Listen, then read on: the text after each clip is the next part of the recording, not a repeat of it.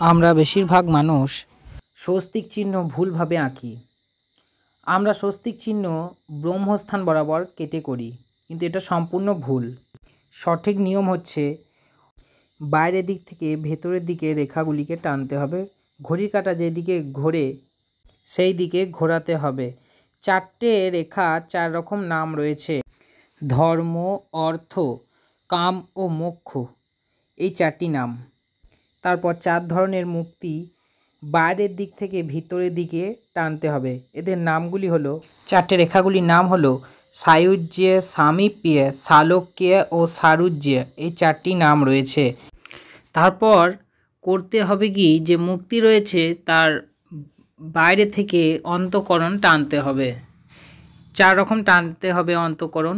প্রথমটার নাম হচ্ছে মন, দ্বিতীয়টা হচ্ছে বুদ্ধি, এবং তৃতীয়টা অহংকার, এবং চতুর্থটা হচ্ছে চেতনা।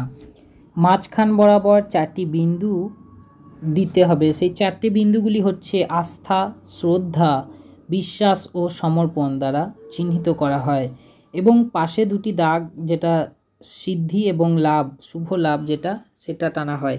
এই হচ্ছে স্বস্তিক আঁকার সঠিক নিয়ম।